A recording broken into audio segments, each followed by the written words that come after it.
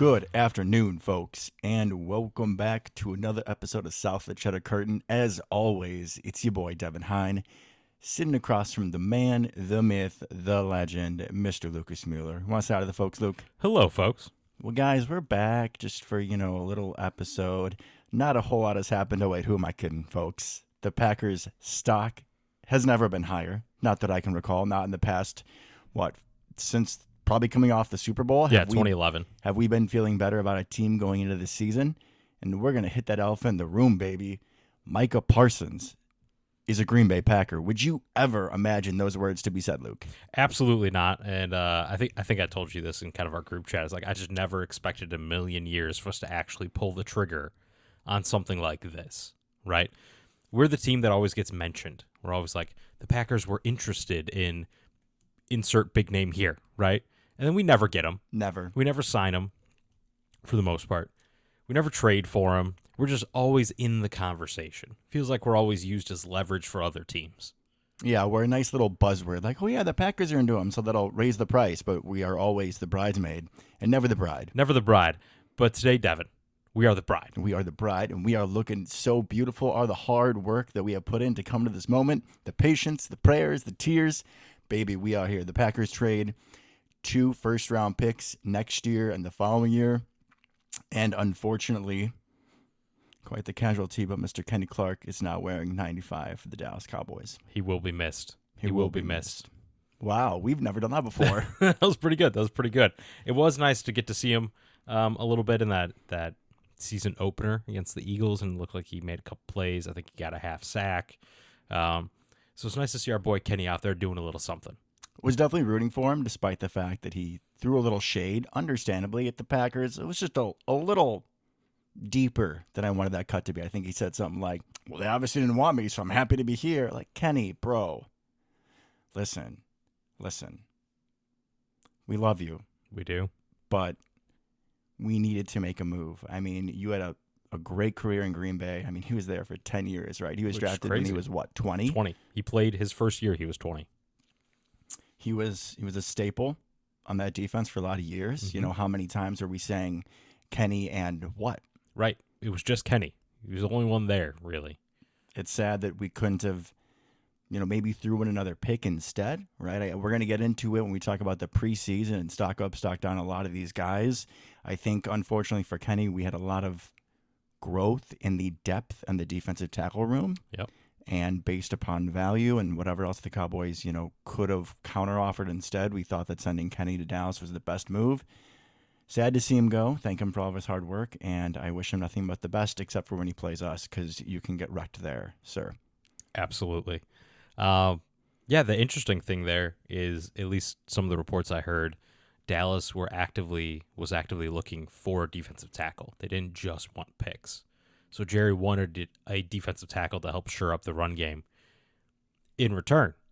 And interestingly, Kenny Clark's not the greatest run defender in the world. I think what has made him unique in his prime was his pass rush ability. Like, good run defender, not phenomenal run defender, right? But he brought some juice in the pass rush game as well for a man his size. But it sounded like they were looking for that specifically. So I don't know if we could have gotten this done with anything else besides one Kenny Clark.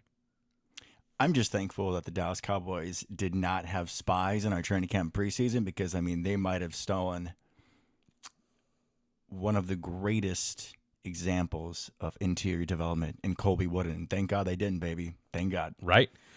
Well, at least it's Jerry. He probably just wanted the name he'd heard before, right? Yeah. Good old Jerry. Kenny Clark's made a couple Pro Bowls, so we want him.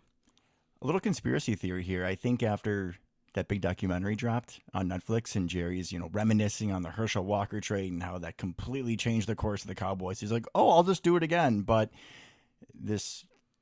what they got back was pennies, essentially. Yeah, compared to the Herschel Walker trade, for sure. It wasn't it wasn't a good trade for them, I don't think, right? But if you were not willing to pay Micah, then you got to do something, and this isn't terrible. I think we got a good deal overall, that we didn't have to throw in more picks and instead got to send an aging interior defensive lineman best days are probably behind him. But overall, man, I'm just so happy, so excited, and this makes our our defense so much better. Even just for the name power, and we'll get, of course, to the impact on defense, like, what was the closest move that comes to this? I mean, Charles Woodson, I think, comes to mind. Woodson and Reggie White. But he was looking like he was kind of cooked in Oakland. Mm-hmm. Like, when he was released, I don't think a whole lot of other teams were offering him. No, he wasn't prime Charles Woodson. Mm-hmm. I mean, he kind of hit his second prime with us, obviously, Defensive Player of the Year. But, yeah, he wasn't seen as in his prime anymore. Absolutely. Even just having a player who is arguably the best at his position. Mm-hmm. I mean, you can say Myles Garrett, you can say Max Crosby, and I'm going to say they're all about the same level. TJ Watt. Micah Parsons is the youngest and also has a nice upside of positional versatility, which we're going to get to. Don't Absolutely. worry. Don't you and worry. I think is probably what really sets him apart from that, outside of not being 30 like the rest of them. I think that positional versatility in the scheme will go a long way. It's going to be problems. It's going to be problems if we got any Bear fans listening or Vikings or Lions fans, checking out the Greatest Packers podcast. Y'all in trouble. I would suggest going to Walgreens, CVS, and getting a nice box of tissues, maybe a large package, stock up for the season because y'all going to need it. But I think now is a good time for us to rewind the clock. We need to look at how we've gotten here. Yep. Luke was fortunate enough to go to a training camp practice, and I went to preseason, and we just wanted to overall go through stock up, stock down, talk about the failed opportunities of McCole Hardman and Isaiah Simmons, and let's just go through our preseason thoughts as a whole. All right. Well, yeah, like you said, I was at a training camp practice in the beginning of, end of July, beginning of August, whatever it was. And just a couple quick things that I noticed. Well, one, I was fortunate enough to take my 2-year-old daughter with, which was phenomenal. It was me, her, my dad, and my father-in-law. And that was quite the experience, that's for sure. And I was a little nervous we weren't going to be able to stay the whole time. I was kind of betting that she'd be over it and fussy after like 20 minutes, but she was a trooper. We were there for an hour and a half, and we only left because I got hungry.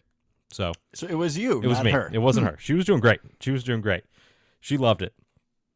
We were positioned, once again, it feels like every year this is what happens, on the defensive side because you have to get there insanely early to get to the offensive side. But this year, I think that was a good thing. I would agree with that, yeah. I think that was a good thing. And we were right in front of the defensive line. So that was fun. And that was cool because we have a whole new defensive line coaching staff, which was interesting. So the drills were different than I'd seen in previous years. And also, I think the biggest wrinkle I saw was one linebacker came and did edge rusher drills, defensive line drills. It wasn't Quay. He was hurt, so it wasn't Quay. Obviously, it wasn't McStuffy. It wasn't Isaiah Simmons, right? It wasn't the Juice Man, Christian Welch. It wasn't Hopper. Coop Daddy. It was Edgerrin Cooper. And he was coming over and getting some one-on-one coaching with the D-line coaches and running edge rusher drills, which I haven't really heard anybody talk about, right? Like, they didn't do that in the preseason or anything, obviously, but I just thought that was really interesting that he was the one and only linebacker that came over to try to work on his pass rush and from the edge. And I could hear a little bit of what the coach was saying, and they were talking about, okay, imagine this situation, right? Like, you're not just rushing straight off the edge, right? Like a Luke Van Ness or Rashawn Gary would. You're not necessarily heads up on the tackle when you're going through this drill. But he's like, okay, you're coming off the edge, running back's coming towards you. How do you swim around him to get to the quarterback? Like, stuff like that, which was super interesting, right? Because that makes me immediately expect we're going to see a lot more of that kind of thing. He blitzed a lot last year, right? As we'll get into with some of the stuff with Micah, he was one of the best linebackers in the league at a lot of blitzing.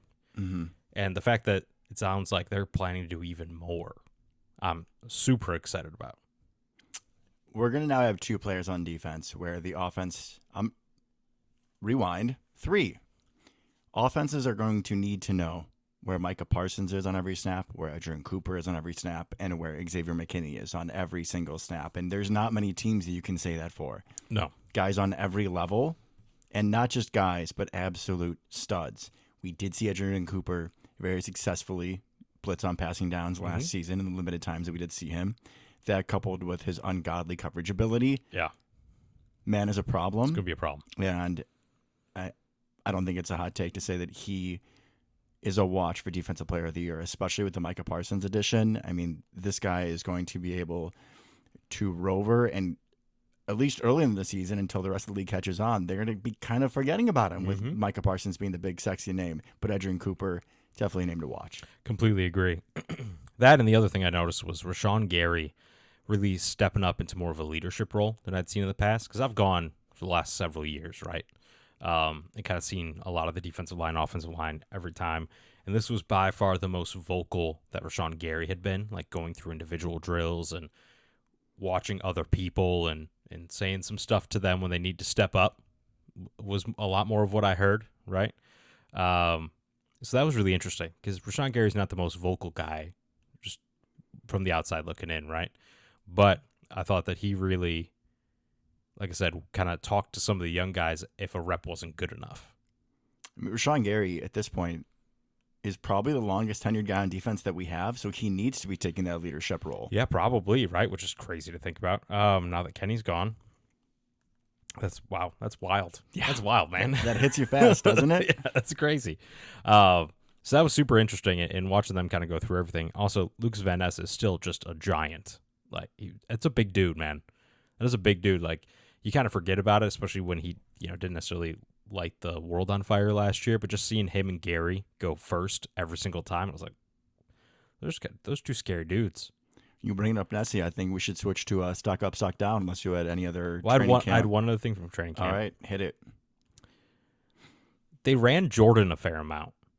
Like, I think we're going to see a lot more Jordan runs or read options, or they ran speed options several times in red zone drills. Like, I think we're going to see Jordan use his wheels a little bit more. Now, he's not going to be Lamar Jackson, right? Like, we're not going to do anything like that. He's not going to be Josh Allen. But last year we saw absolutely no Jordan running, obviously because of injuries and stuff. You can thank Brazil for that. Yeah, 100%. But I think we're going to see some rushing yards, some wheels out of Jordan this year, in specific situations. And how do you feel about that, Lucas, specifically? Because, on the show before we've discussed Jordan's mobility, and, a bet was made about, longest rush for the season, and one of us was right, and one of us it took like all year for you to get that bet right. But it still happened. We should have done it again last year. I would have won. I feel good about it, and I think, like I said, it's going to be some red zone stuff, short yardage situations, just try to get the ball on the edge a little bit more. I want him to use his legs more, 100%. Because even in the preseason this year, he had that one really awkward sack. That was his last play of the first game, I think. Well, that first game we just didn't talk about at all. Well, I completely agree, right? But, like, he could have just ran, right? Like, he kind of was in between trying to just, like, take a sack and trying to run for yardage. Like, at some point, just that switch needs to flip and just run. And I think we're going to see more of that from him this year. I think he was probably a little thrown off the fact that Romeo Doubs had 3 drops in that game for him. Mm-hmm. So, his head was in other places, but I am fully anticipating Jordan will prove me right again. I'm feeling 35-yarder this season. 35-yarder. Okay, man. I still don't know, because he just has, like, no top-end speed still. Still has no top-end speed. But he's athletic, and he's agile, and he gets to top speed. There's not a lot there. 35 yards. That's I'm still not confident in that, honestly. Is that the line? 35 or over, and I win? I think that's probably the line, yeah. Well, I know what I'm looking for tomorrow. Aiden Hutchinson, who, baby? Just have him take off down the sideline. I can see it. Here's hoping. And I will see it. All right, stock up, stock down. I mean, I brought it up after you mentioned Lucas Van Ness. The man has been killing it all preseason. Multiple sacks in the joint practices. I believe he had at least one during the preseason games themselves. Seems like he is really feeling good with that hand back in action. He likes to do a good club. And in the words of Micah Parsons, which Mike was asked about his new teammates and guys that he's been talking to, mention Nessie first by name, unprompted. And he's like, man, that Luke, man, he's big, he's strong. You can always count him for a good bull rush. And Micah Parsons, you are right. You can always count on Nessie for a big bull rush. This season feels like a make it or break it for Nessie. Yeah. I think it's really going to show, is he worth the first round pick, which, sunk cost at this point regardless, right? But is he really going to take a step and be like a good quality starter on the way to stardom? Or is he just going to be a rotational edge rusher that gives you a good run defense? And I think with the new alignment of our defense, just how things, shape up with Parsons being 1, Gary being 2, Nessie is now 3, you have opportunities because you're going to be fresher than you would have been. You'll have less snaps on the edge. But I also really anticipate us moving him inside. Maybe not so much on rundowns, but especially on later pass downs. I mean, some sort of NASCAR situation, yeah. You have a defensive line with Micah Parsons, Rashawn Gary, and Nessie. I mean, you can decide who you want for the 4th, but good heavens. Good luck. I'll take Wyatt. Maybe Brooks. Just go pure pass rush. I would put Carl out there, man, because he just, like I told you him out there, he just makes plays. He does. You're absolutely right. You're absolutely right. I'm gonna talk a little bit about stock down. Ooh, okay. Hit it. Young offensive linemen. I don't a think lot of saying, the backups. I don't think saying stock down is quite painting this picture appropriately. They're all hurt. Or bad. Or real bad to the point where we traded for a backup offensive lineman, some dude from the Eagles. Yeah. Kennard, who apparently looks decent, fine. He's relatively young. I'm good with it. The Eagles just churn out offensive linemen even better than we do. So, cool. I'm good. But yeah, Jacob Monk, IR. Travis Glover, which the Travis Glover injury is the reason why we traded for this guy, right? The Travis Glover injury somehow made a really big difference. Travis Glover getting hurt should not make a big difference to anybody because he was bad last year. They were all bad. They were all bad. Yeah, we were also excited and heard all this talk about the great depth of the Packers offensive line. Listen, we got 7 good dudes. Yeah, after the 7 are good. Ooh, this is how most teams feel. It just feels like a change after we were told they were all so good, and we had to see them all. We saw all of them in that one playoff game. Was pretty much the problem. Yeah. Telvert bad. Glover bad. Monk was so bad they didn't even dress him last year, and now he's hurt, and he was bad. John Williams, our 7th-round pick, Illinois zone. The composer. He might as well be, right? I mean, we haven't seen him put pads on yet, so maybe that's what he's doing. Isn't he a rocket scientist or some shit, too? Yeah, he's like super smart. Aerospace engineering or something like that. Aerosmith fix your knee or whatever it is. John Williams. Good old Jerry Rig going up there. Come on, guy. Figure it out. It's like we don't even know if he's a real person. He's kind of Zane Anderson this year. I haven't seen him, right? Before Zane actually had his little breakout moment. But so all those guys just don't exist essentially. Like Jordan Morgan, feel really good about our like you said, our top 6, top 7. We got Jordan Morgan, Kennard. I feel pretty good about him. Anthony Belton, right? I feel pretty good about that. He's going to make a lot of mistakes if he's on the field, but he's also going to maul some people. Yeah, quick stock up, stock down. Stock up on, I think, Belton for sure. I was going to say more so stock up on Jordan Morgan. He didn't give up a single sack during the preseason. Oh, he looked really good. Fantastic. Anthony Belton did have a few pre-snap penalties. There was a series of a couple of drives right before the half against Indy, and he had like 3 penalties. A couple of them were pre-snap. But we did get to see that mauler that we had hoped for. And I'm still saying, after what I saw from him in the preseason, I would like to see him take the field on like a jumbo 6 lineman set. Yeah. Just put our bigs go against hit somebody. Their bigs. I agree. Give it to Josh Jacobs or Chris Brooks and let them go down their throat. I completely agree. But I feel pretty good about them, right? So now we have like 8. Yeah. Then we get to Donovan Jennings. Do not feel good about Donovan Jennings.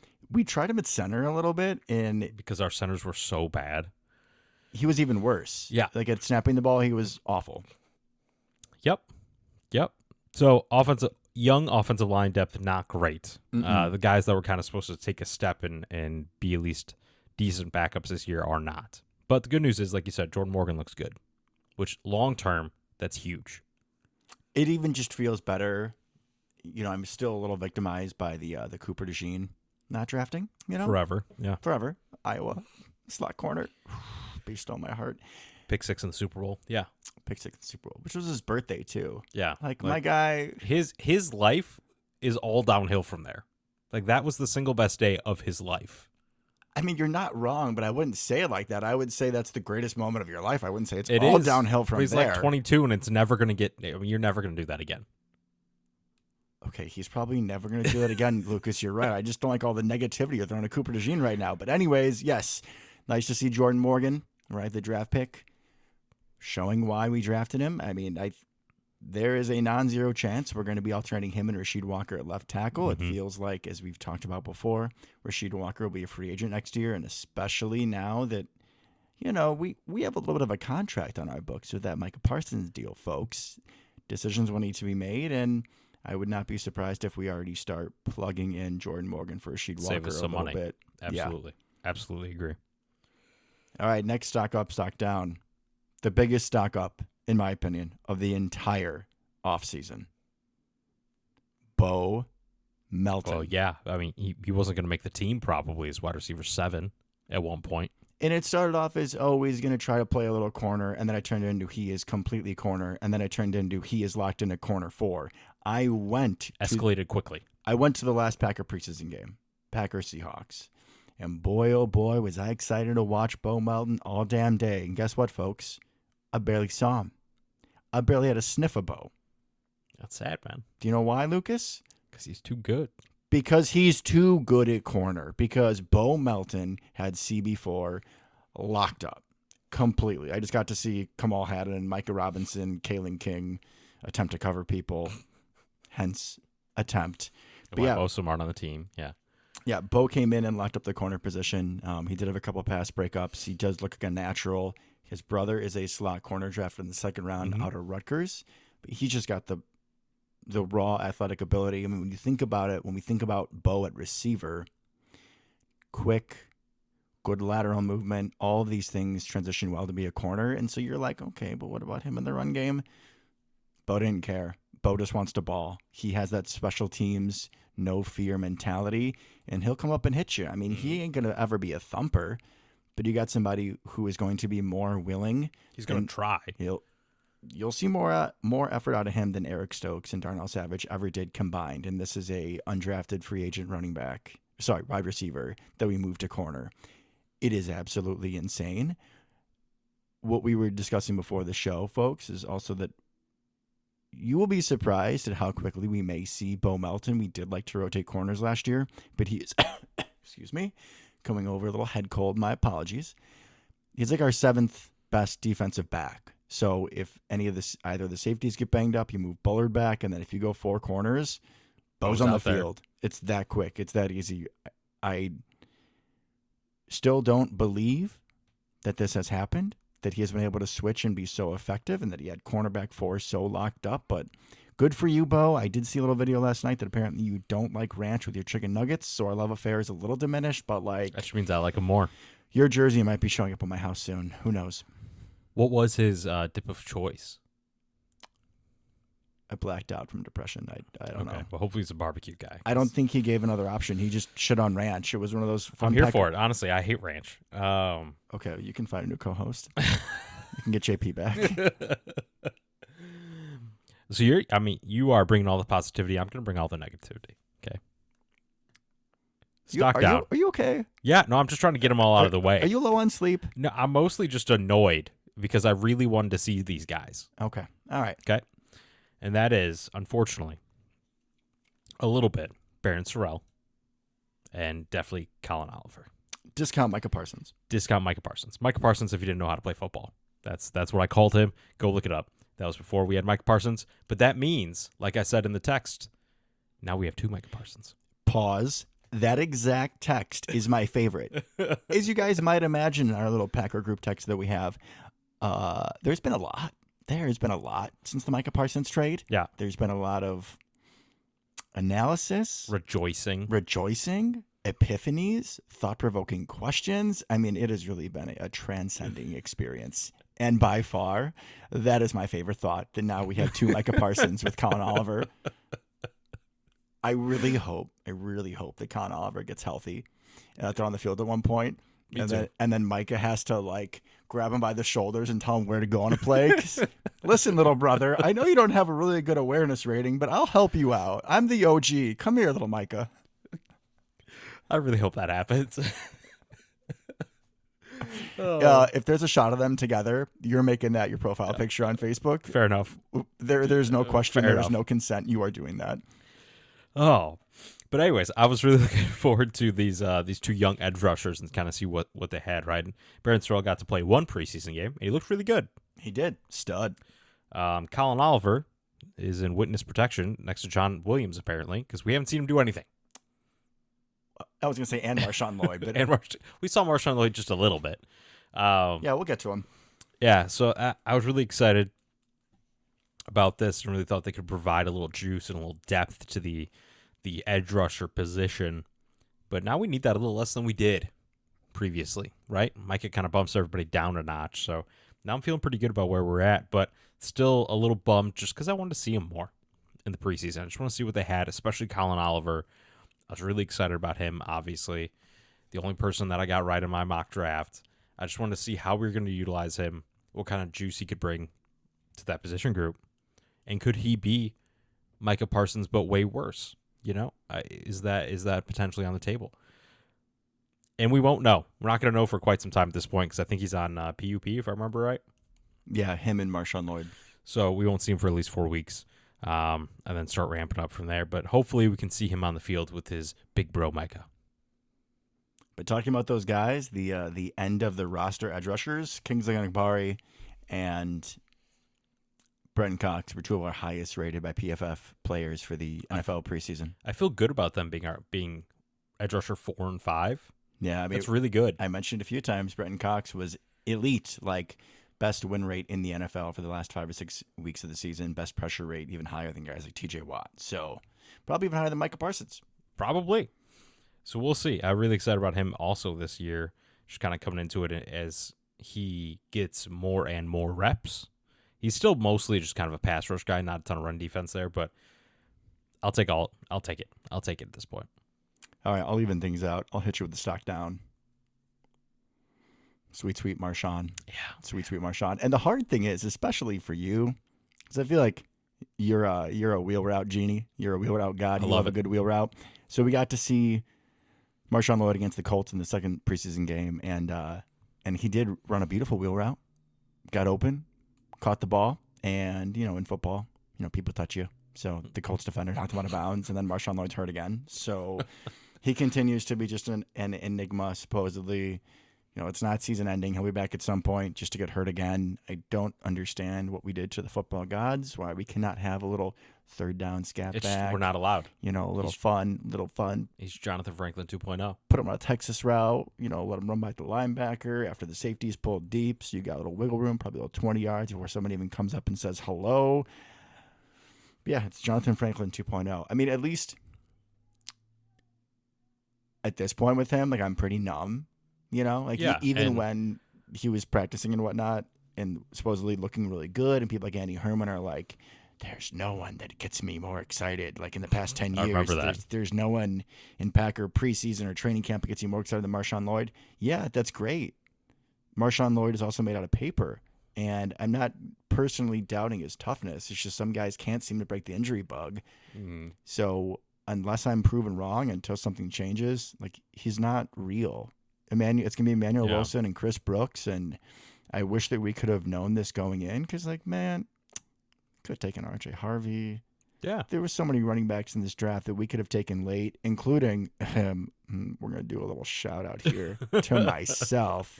Ja'Cory Krosky-Merritt, the 7th round pick. He's basically starting in Washington. He's on Luke's fantasy teams. He is. You're welcome, co-host. But that man is killing it. He looks, as someone said, explosive. Someone also said that they don't know why whatever team he transferred to last year didn't give him the ball at all. Looks like his team this year is going to be giving him plenty of carries. So I would have appreciated that. We could have taken him in the 7th round over John Williams. Just saying.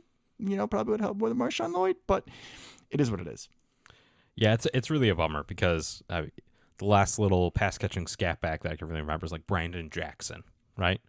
He was slow. He was little, and he was good at catching the ball. And did he have a few moments in that postseason run? Yes. So he wasn't a complete bust, but he was 2nd, 3rd round pick? We took him after we didn't take Marshawn Lloyd. Or not Marshawn Lloyd, Marshawn Lynch. He was the consolation prize to Marshawn Lynch. Bro. Because that's who we wanted that draft. I think John Kuhn was faster. Honestly, even Quinn Johnson with his dreads rocking 45. Quinn Johnson was faster than Brennan Jackson was. That was the closest we get to a scat back. I want a refund. Did you see the game on Thursday? Of course I did. Well, then you saw Miles Sanders being slower than Brandon Jackson. Oh my God. Yeah. I mean, he had a nice run to avenge against his former team. But Yeah, he just ran out of gas. He had absolutely nothing. I also think it's in our league that I have the Eagles defense. I'm pretty sure it is. And I didn't realize that until like, I don't know, third quarter of that game. And then I was like, God damn you, Jalen Carter, for spitting someone's face. Like, I love the Eagles' big defensive tackles. They're no Kobe Wooden, but nobody is. But really, dude? Like, really? That was so dumb. Almost as dumb as Chris Collins was saying if they lose the game, that's the reason why. I mean, bit of a hot take there, mister. Here's a guy. You should probably listen to South of Cheddar Curtain and up your game. Up his ball knowledge a little bit. Seriously. Absolutely. The good news is with Marshawn Lloyd is that the other running backs I feel good about, right? Chris Brooks is a great Swiss Army knife. Chris Brooks looks like he's Amon Green. Not as good, but just like the aesthetic. It's Amon Green. He's got like the same kind of like size and shape, and he does. I think Emmanuel Wilson's actually a little bit more Amon Green, but yeah, I agree. Like running, he's got more of a pop. Yeah. But yeah, Josh Jacobs, Emmanuel Wilson, Chris Brooks, and then we got the 2 practice squad guys, right? I feel pretty good about that. Well, and there's somebody else that we might see lined up in the backfield at running back to take some carries. I was going to bring him up next, but he also kind of doesn't exist. There's a theme here. He is going to exist. There are lots of Packers players we just haven't seen do anything. We're going to see him do something, I think, real quick. We're talking about Savion Williams, folks. Did we forget that we took a, 6'3", 6'4"? Yeah, something like that. Wide receiver out of TCU? / like running back. / like Wildcat quarterback? / had the best arm on the TCU roster last year, apparently. / it's TCU. That doesn't say much. But still. Ever since Max Duggan and Andy Dalton are no longer there. But, like, the man's got dreads. And if you watch his highlights, it's either doing Wildcat quarterback crap and killing it. My man's got some vision, so put him at running back. Or, you know, being true to that 6'4" frame and going up catching 50-50 balls. Like, he isn't some discount gadget, can't actually play receiver for shit. Oh, no. Savion gonna do some things. That's the weird thing about him, because he's like deep ball specialist or Wildcat quarterback. I think with that him, makes no sense. I think with him, you look for like the 50-50 jump ball. I mean, if it's man coverage and they're going to be, you know, shading towards Golden or Watson eventually he comes back, maybe Naperville zone, number 11, number 1 in our hearts. Maybe he remembers who he is. Could be. And teams have to double shade him, you know, kind of safety over the top. If it's just Savion one-on-one, I mean, unless it's, you know, Tariq Woolen out there, give the man a 6'4" shot. guy, give him a shot, see what he can do. I'm really excited to see what we do with him. Is he going to end up secretly being our, like, tush-push guy this year instead of Tucker Kraft? Like, there's so many things we can do. I don't hate the idea, but I really trust Tucker Kraft and the tush-push. That's his thing. Oh, I love it. I love that he does that.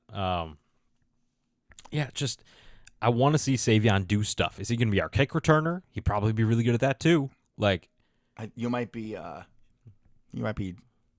too much comparing him to Cordell Patterson, but I could see it. I could see the kick return thing. I mean, he clearly has vision. He does have and vision. He has speed, and he has strength.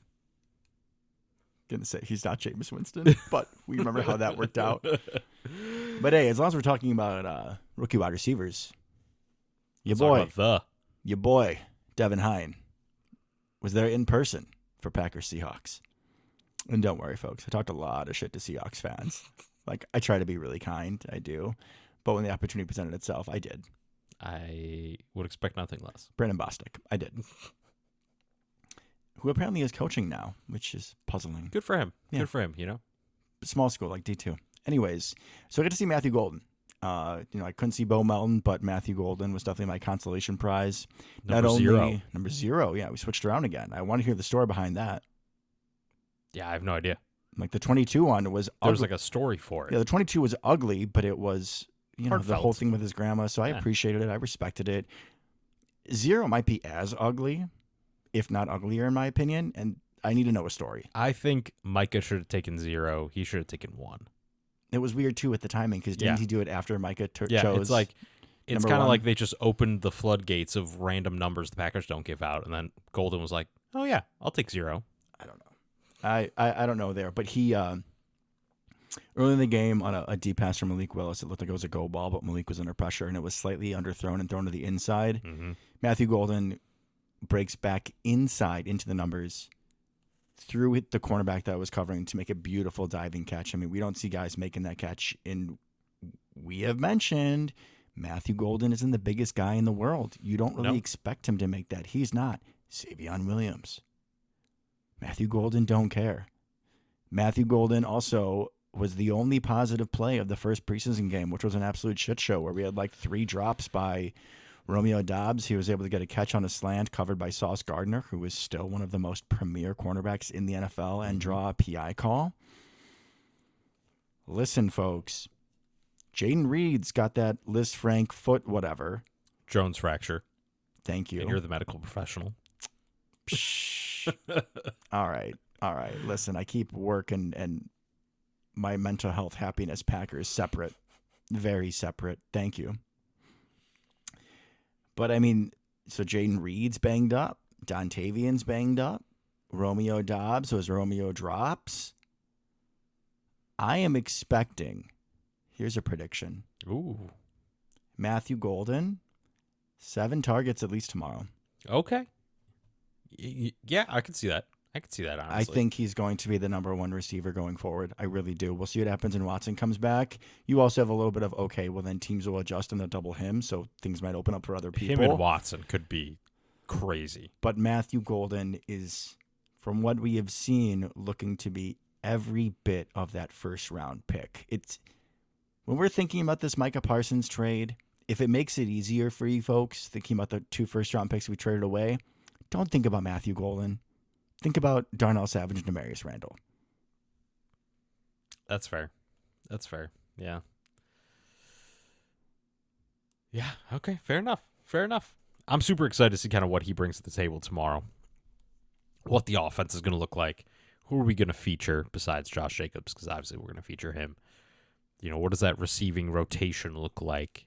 What's the percentage of snaps Golden's playing? You know, Reed's only going to be out there in 3 wide receiver snaps. That's cool. But, like, how much is it just Golden Doubs the whole game? Right? Is that what we're rolling with 2 wideouts? Might be. Does Wicks take away from Doubs? Does he take away from Golden? Stylistically, he should take away from Doubs, right? Snap-wise. I'm fascinated about how that's all going to work. And then we had a little stock up at the end. Luke Musgrave finally decided to play football again, right? He was a little quiet at the beginning of training camp, beginning of preseason games, but he really took off there in the second half of the preseason. There were kind of rumors that John Fitzpatrick, our tight end number 3, was kind of creeping up on tight end number 2. That stopped real quick. And then Luke was like, oh, wait, I'm really tall and fast. Let me go catch a football. Great job, Luke. It sounded like he was playing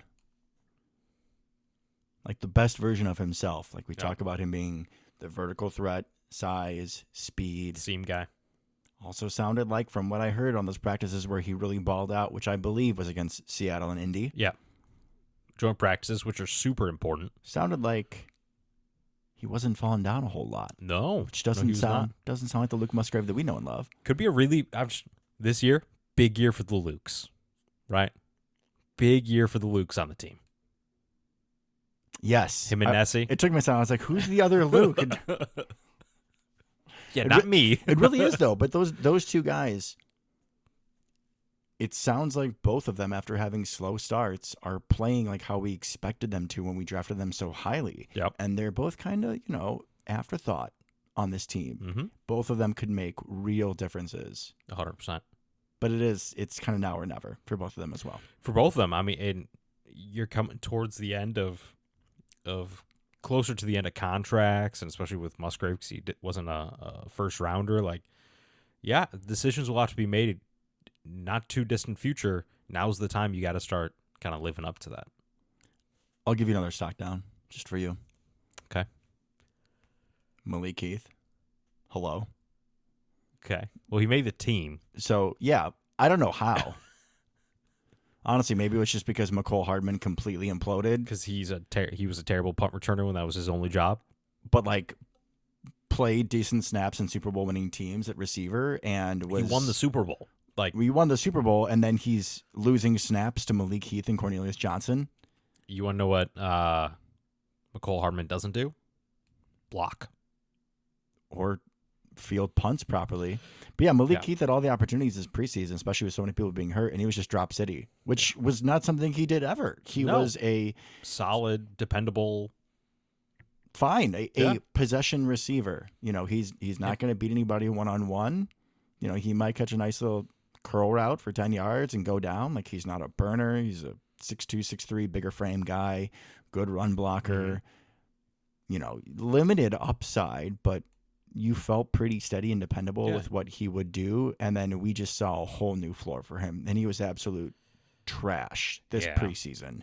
So hoping he got all the drops out of his career out then, we really shouldn't be seeing him. But at the same time, with all these receivers banged up, like, it's not going to take a lot to see him. He's receiver, 5, 6 right now? Depends on if Savion plays. I think Savion's going to play. I think he's going to play too. I just don't think we're going to actually play him much. Well, I hope we would see more Savion than So Malik, because right now I'm really good on that. Yeah, I'm with you. I think huge stock up on the defensive side of the ball. Let's see if you can figure it out. Tyron Hopper. Oh, okay. Not where I was going to go, but also we needed to mention him because huge stock up. He looked like he didn't know how to play football last year. Right. And then now he's like, do we need McDuffie? Because I think Hopper might just be better already.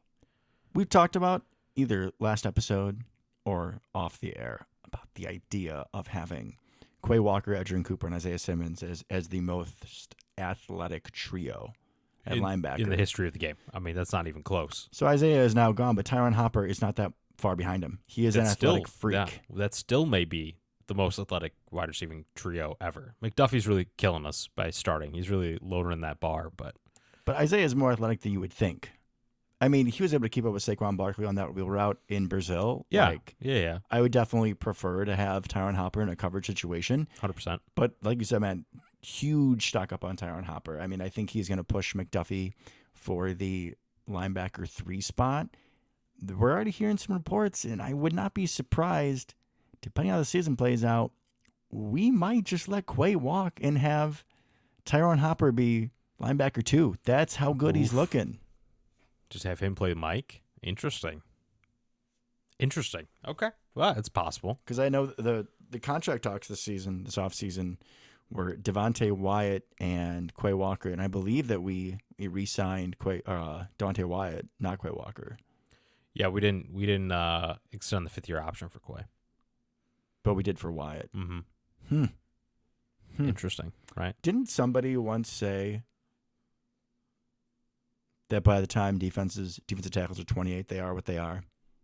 When somebody was entering his year 27 season, when a team's front office saw enough in him to trade away the stalwart starter for 10 years at defensive tackle.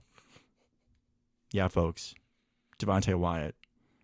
He needs a big year this year. This is your year. This has to be. But in life, it's all about who do you got next to you, right? Who do you got that's cheering you on, that's got your back, that's your partner in crime? My Lord. Folks, you might know him as Colby Wooden. His name is now Colby Jacked because Colby Wooden put on like 25 pounds of muscle. And I put that picture in our little Packers group chat. You did. Oh, my Lord. He is Colby Jacked. Huge. Yeah, he got big. Huge stock up Colby Wooden, who is now the de facto number 2 defensive tackle. Yeah, he's going to start on base sets. And honestly, outside of Bo Melton, which is going to be, kind of far and few in between, hopefully, no offense, Bo, hopefully, there's nobody on this team that I'm watching more tomorrow than Colby Mother effing Wooden. Yeah, you've been so high on him this offseason, which, hey, man, I really hope we see big things out of him. He started really slow in his career here.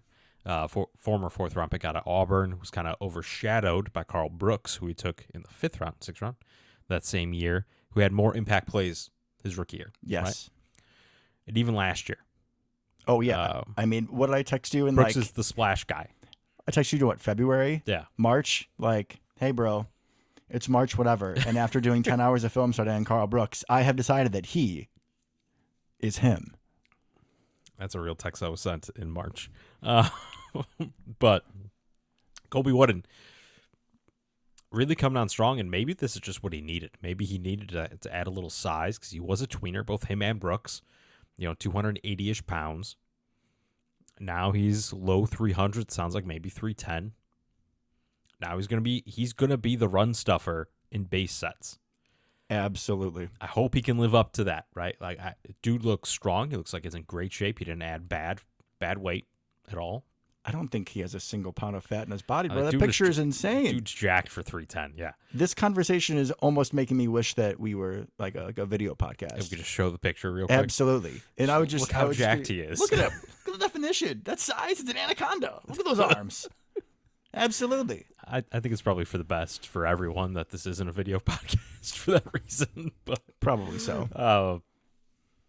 But anyways, yeah, he's going to be super, super important, right? He's going to be our run defense, largely. He is vital. Yeah. So we got the two rookies, Big Sleepy Nazir Stackhouse and Warren Brinson, right?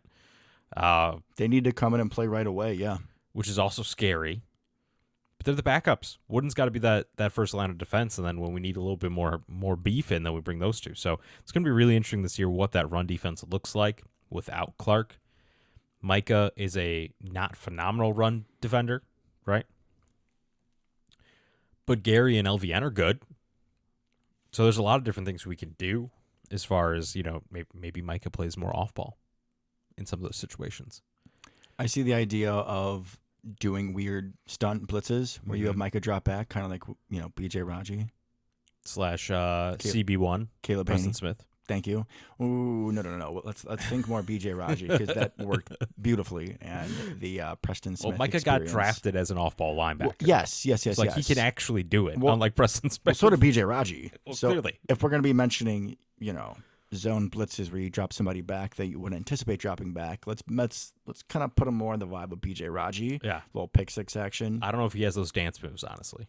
He is all about wanting to jump and do a Lambo leap. He's let's make it happen. When I get it, I'm going to the crib. And I think you should, Micah. Absolutely. You should come home where you belong. I look forward to seeing it. But just throwing little numbers there for you guys, defensive line. So Colby is now 290, 300, like you said. Kenny Clark was 313, just putting it in for comparison. Brinson's 315, and Stackhouse, Stack Daddy, your boy Nazir, is at 326. Yeah, he is our TJ Slayton. He looks exactly like TJ Slayton. Yeah, true. I mean, it really is going to be a fascinating thing to watch. How many years, Lucas, did we spend trying to fix this run defense? And you can see all of the effort brought into it by taking guys like Evan Williams, Quay Walker, Edgerrin Cooper. Keyshawn's good against the run. We have Hobbs should be good against the run. If you're looking at positions other than just straight defensive line, I think we have the best group of athletes to defend the run that we possibly have ever had. But a big stalwart of that defensive run defense was Kenny Clark and especially TJ Slayton. Yeah. And now they're both gone. When we make this trade for Micah Parsons, when we send off Kenny Clark, when we allow TJ Slayton to walk in free agency, that is the front office telling you, Colby Jacked, telling you, Carl the Folk Hero, telling you, George Boys, Warren Brinson, Nazir Stackhouse, the time is now for you. And if we are going to take this season where we want it to go, that group is my X factor completely 1,000,000%. And buddy, we were already thinking we were in a window. I already kind of felt the pressure with all those receiver and tight end contracts that we are going to have to pay at some point. But folks, it is this year or it is next year. And that's not saying if we don't win in these 2 years, we're never going to. But the time is now. Somebody on the show once said that this year, 2025, was going to be the year. And I think he is extra determined in that point. I think that, hey, all we have to do is look at Brett Favre, age 27. Reggie White shows up, wins Super Bowl, right? Aaron Rodgers, age 27. Charles Woodson shows up, wins Super Bowl. Jordan Love, 27. Colby Wooden. Oh. Colin Oliver, the real Micah Parsons. Micah Parsons shows up. You tell me what comes next. We can insert a few things in there. Jordan Love, 27. Micah Parsons. Jordan Love, 27. Bo Melton switches. Jordan Love, 27. Colby Jacked. I mean, where else you want to go, huh? Jordan Love, 27. Nessie remembers who he is and where he's from. Iowa Zone. Thank you very much. Barrington. I really brought you down there. Let's all right. As long as we're on this own bullshit, we should talk about a player that we share, but you're going to be more annoying with him than I am. Let's talk about another stud linebacker that we picked up this offseason. We've gotten 15 minutes into the show, and you haven't mentioned it. And I haven't mentioned it at all. You're salivating. I am. So tell me about James Dunn's doppelganger, Nick Niemann, linebacker out of Iowa. He's at least you got the right one. Special teamer. I feel like he was always good in pass coverage. Get some quick feet for sure. I believe he was a Charger last. You would be correct. And he's 27, which you got right. Unlike Andy Herman, tough one out there for the other fellow Packers podcasters. He said he was like 30 something. Yeah, that's his brother Ben. Andy. That's not Nick. Andy, come down to SOTCC. If he knew the Neiman family like I know the Neiman family, which I don't know the Neiman family actually, but I know their history. Okay, if he knew them like I do, he would have realized a silly mistake. Because Ben and Nick, who were both linebackers in the NFL, I actually don't know if Ben's still around. Maybe he is, maybe he wasn't. He was on the Chiefs last, I remember. I think they probably swapped him out for Drew Twinkle. That makes sense. Don't you just love a good white coverage linebacker? Just one for the other. Leo Chanel. There you go. They're both better than Ben Neiman. Nick Neiman, who's the younger brother of Ben Neiman, who's the son of, I'm blanking on his first name right now, which is very unfortunate. But of Neiman, Mr. Neiman, who was the defensive coordinator for the NIU Huskies when we were both there, Devin. He was even there for your year. I was having a nice day. Everyone's going to be stocked down from here out. But more importantly, Mr. Neiman. Hold on. We're going a little history here. Okay? I just have to get rid of the NIU taste out of my mouth. Well, Mr. Neiman is from Iowa. Yeah, Papa Neiman. Mm-hmm. Both the Neiman boys are from Sycamore, Illinois, which makes them Illinois zone. And instead of going to NIU like they were supposed to, when Papa Neiman was the defensive coordinator, he then decided to change. He changed schools. He left. So the Neiman boys left with him. And where did they go, Devin? The University of Iowa. I'm going to guess. Wait, Lucas. I'm going to point out to everyone that Devin went to Iowa for the exact same amount of time as he did at NIU. But you were supposed to be. Fair enough. Oh, I wasn't there. No. I'm going to get cheesy on your ass. Stay over there. I'm sorry. You were supposed to have joined me at NIU. Yeah. And so I had a lack of Lucas. So That's there is nothing that NIU could have done for that to be a good experience because it didn't have you. Mike, drop. Pause. You're a father. You love your child, don't you? of course. Do you want the best for Annabelle? Yeah. Do you think you're going to guide her to make positive decisions in life? I'm going to cut you off right there and tell you that we beat Iowa then. We were better than Iowa at football, so maybe the Neiman boys should have gone to NIU. No. My thought process is still valid here. Okay. So why do you think that Papa Neiman, Papa Knees, why do you think Papa Knees took the whole family to Iowa as opposed to NIU? Probably because we fired his head coach. Just come on. Just be honest. Because he was here. from Iowa.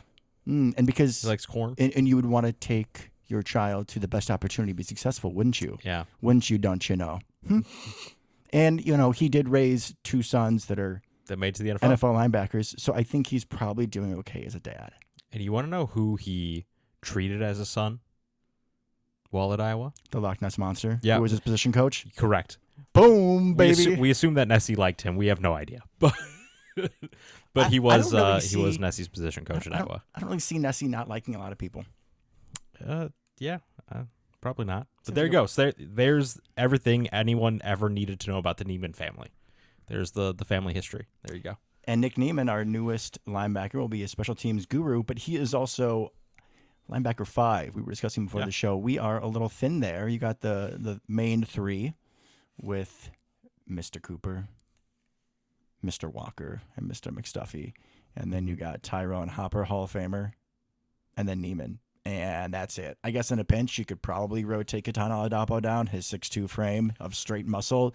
He can maybe play a little box safety linebacker. Micah He gets pretty a thin. little bit, Micah, if you have to. or when he gets back, discount Micah. Correct. I'd probably prefer that. Same. He's not as good at it. I mean, Micah got picked, like 4th overall as an off-ball linebacker. Bro, Colin Oliver was the only guy we got right this draft. So we're gonna be So he's our we're guy. gonna be hyping him We're up for riding sure. with Colin Oliver. Even if you picked him just for the sake of the show. He's our guy. Absolutely. We're all in on Colin Oliver. Absolutely. I'm here for it. Any other things from the preseason? I mean, quickly, Isaiah Simmons and McCole Hardman both had nice plays in training camp, and then when we saw them in preseason, They were terrible. they're actually ass. Isaiah Simmons on one play in zone coverage ran around in a circle like you dropped your Madden controller and it was just stuck in a corner and you just ran around in a circle. So I'm good. He's gone. Yep. McCole Hardman was supposed to be our big flashy punt returner, muffed a punt, and then returned a punt within like the 5-yard line when he had no pressure, so he could just let it go for a touchback. And you also were sitting behind people like Cornelius Johnson and Malik Heath at receiver. So goodbye, McCole Hardman. I mean, he is back on the practice squad, but I'm really good not to see him like ever. Yeah, that's just if we lose a bunch of wide receivers to injury, bring up somebody who's played in the NFL before. I will say it's been good to be a Packers special teamer this offseason, right? So obviously we locked up Brandon McManus in the offseason. Indeed. And then we locked up Matt Orzik a couple weeks ago. And then we locked up Daniel Whalen. The Holy Trinity, they'll be there for a while. They'll be there for a while, man. They'll be there for a while, which, Matt Orzik, don't know if he's any good, right? We thought he was bad for quite a while. But apparently the Packers don't think so because they paid him like the 3rd highest long snapper salary in the league, which who cares because it's like pennies compared to everybody else anyways. Is that like $15K per season? It's low. It's definitely low. But it's nice to know that we got our guys, right? We're not going to have to go through the little Carlson Narv dog situation again, Our dog? right? We got the 3. They're there. They're our guys. We're rolling with them. You thought Narv Dog was going to be him. Man, I really did. I was hoping. Braden. I feel bad for the punter, though. Why? He's not going to be busy this season. No, he's not. Mm-mm. That's okay. I think he's going to be fine with that. But let's not be Caleb Williams, right? When he texted the punter that they drafted. You're not going to do much this year. Then had a terrible offense. Yeah, I couldn't do that. I couldn't do it to our boys. Don't worry. No. All right, are we on to Detroit or anything else? I think we're on to Detroit. I think we've talked plenty about preseason training camp. So Detroit. First thing pops in my head. Rough one to start. Amon St. Brown. So Nate Hobbs better play because I am telling you right now, they put Sun God in the slot and he has Javon Bullard on him and man-to-man. He's cooked. Yeah, we got problems. Absolutely no We got chance. so many problems. I'm cool with Bullard being like a flat defender, covering bubble screens. He's basically like a 3rd linebacker when it comes to the run. He has some nice upside, but holy shit, I'd rather see Bo Melton in man coverage than Javon Bullard. Yeah, that would be tough. We'd lose every rep. Not good there. Yeah. Another note for the Lions is their starting defensive tackle and their highest rated PFF run defender from last year, Levi something or Wanzuriki. I can't say his name. Onwazurike. There you go. That sounds right. He's a stud. He will not play. So in substitute, they have 1st-round rookie Tyreek Williams, who was out of Ohio State, if I remember right. Correct. One of the big boys, him and the Michigan guy, Kenneth Grant, that we were kind of talking about potentially in the end of the end of the 1st round. Yeah, we would have needed to trade up for him big time. So, I mean, that's a nice plug and play. We'll see how he does. He's no Colby Wooden, but it's not like you're putting a practice squad guy in there. I would not be surprised if a lot of this game does come down to the trenches between having to start the rookie Tyreek Williams and how much we're going to want to run the ball with Josh Jacobs. Yeah. On the flip side, you have an interesting matchup between our key boys up front. We've said it 15 times in the show. Colby Jack, Carl Brooks, Georgia boys, Nessie. Need you guys to step up. The Lions have 3 new starters on the interior of their offensive line, including the retirement of their longtime center. And I would say, other than the Sun God, probably the heart of that team is Frank Ragnow. That's a big loss. I know they drafted a couple boys, but we're going to see how they play. They added Isaac Tesla, little fun little receiver, another guy that's I really going to liked him too. He's going to be shifty and a Coming pain out in of the Arkansas. ass. Well, he's not little. Dude's like 6'2", 6'3". Yeah, He but ran like a 4.3. He's got wheels. And he played in the slot in college at Arkansas. So him, He could be a problem. Amon-Ra, They love him. Sam Laporta, Iowa's own, Jameer Gibbs. I mean, they got a stacked offense. Wait, you're not scared of Khalif Raymond? I was going to mention Khalif Raymond, Holy Cross's own. He's annoying. He always does something that annoys me in the game. I love Holy Cross. Shout out Holy Cross. They just get some little receivers. Remember, what was it? NIU was playing Holy Cross, and They almost JP lost was like, last "Oh, they're week. playing a Division II school, Holy Cross." And I was like, "Don't you, Khalif Raymond, Jalen Coke Daddy? Come on, man! Holy Cross puts out They do. some." Hey, honestly, legit. they looked pretty good. It came down to the wire. And you guys won though. Yeah, we did. Good for you. Lost to Maryland last night, but that's okay. It's okay. When I left for the show today, it was technically still a game, Iowa State, but it did not look very pretty at all. It's Iowa. It's never pretty, even when they win. Okay, you can take over for a little bit. So Jameson Williams is apparently going to be a little bit more featured this year, right? Oh, great. Yeah, I forgot to mention him too. You're right. That's Just went straight to Khalif wonderful. Raymond. Hey, Holy Cross, baby.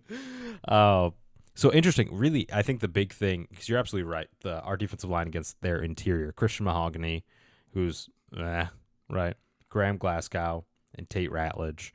Young, overall, three of them, relatively young, inexperienced, unproven. Their tackle's super strong with Taylor Decker and Penei Sewell. It's the interior that we got to attack. It's kind of like whose question mark is going to turn into a strength tomorrow. Our interior defensive line or their interior offensive line. It's going to tell a big story because they're going to want to run the ball a lot, I assume. We really don't know because all of their coordinators left. Like all of their coaching staff, a lot of them, left for the Jets and Bears. So Let me pause you there. Okay. Who did the Packers just pick up? Nick Neiman. Other than Nick Neiman, Lucas, he's not going to affect the game planning strategy too much. Probably a little bit, but who did they pick up? Micah Parsons. What does Micah Parsons do really well? Rush the passer. What do you do against teams that have a really, really, really, really, really good edge rusher? You double team him. You what? Double team But him. also you do what? You chip him. You run the run ball. at You him. run the ball. They are Run going at to him. run the ball. They are going to run at Kobe Wooden, and they're going to get all that Kobe Jack cheese. I hope so. We're going to find out, right? We're going to find out. Him and Devontae Wyatt. I had another thought and just completely left my mind. That's okay. So it's going to be interesting. It's going to be a really interesting matchup. I would feel better if I knew what their offense looked like. Okay. I mean, a lot of speed. A lot of speed, but are they going to be as creative? Are they going to scheme as many plays open? Are they going to utilize Jameer Gibbs in the same creative ways? Right? The answer should be yes. It's not rocket science, but you see that plenty of times where new coordinators come in and their first couple games, we kind of get off to a slow start, right? It's kind of get a feel for how they want to play call and all that kind of stuff. So really interested to see how that shapes up versus a defense that outside of run defense up the middle. I mean, we should have a very strong defense this year, right? We were top 10 in pretty much every category last year. And added Pass rush, which was the only thing we were bad at. Well, and a number one corner. I mean, Right. The corners were good, fine last year. And again, I don't really love Bullard in the slot, if you couldn't tell by this point. But Hobbs is better than occasional Jair and Eric Stokes. All of them, yeah. He's fantastic. So that should be huge. And can't forget Bo Melton. Hello. Obviously. But I mean, I think it's gonna be a heavyweight fight. And then offensively for us, it's going to be, how do we come out? I wouldn't be surprised if it's a lot of 21 personnel. We have two tight ends on the field because Luke Musgrave, as we have talked about, his stock seems to be ascending again. Plus, kind of the question marks in the receiver room health-wise. Mm-hmm.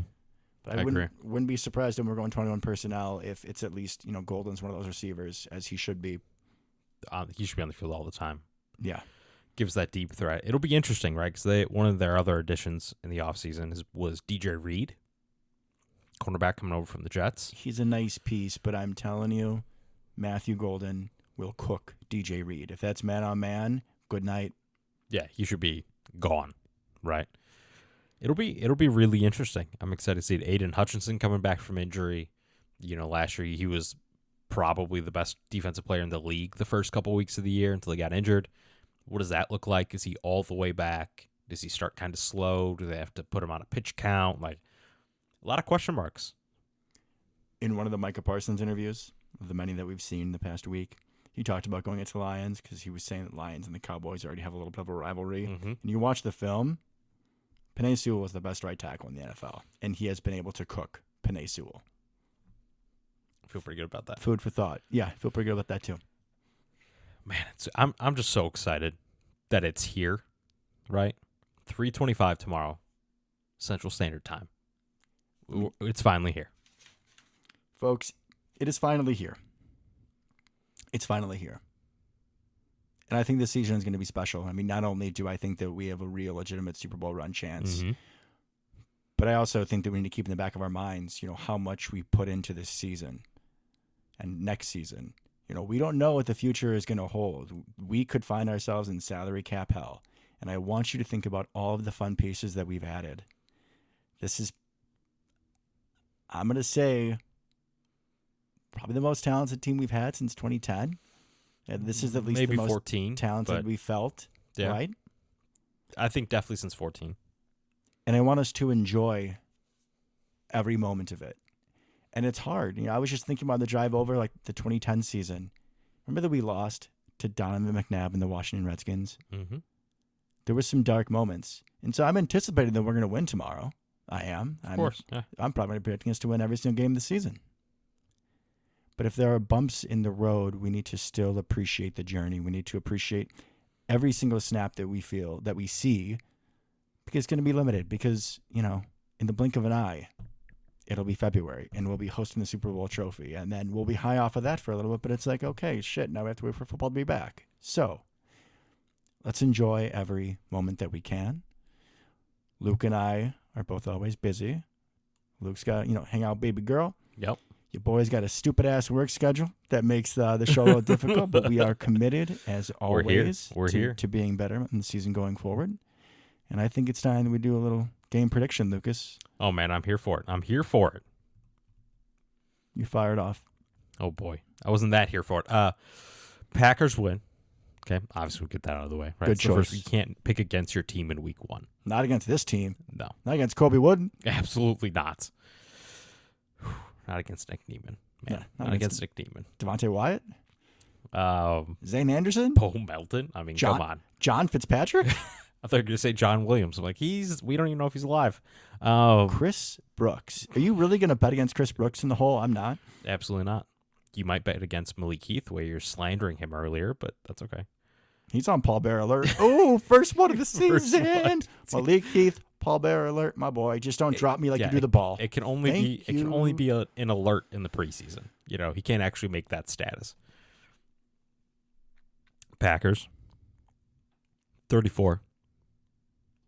We're gonna come out swinging, man. We're gonna come out swinging. Lions 24. I think it's a close game. We pull away late. I think we're up 3, then we kind of take a long drive for a touchdown to go to put it out of reach. Okay, I think it's gonna be a good Jordan Love game. Last night I was watching the Chiefs Chargers on YouTube, right? Nice little interesting duel there. And Justin Herbert balled out, right?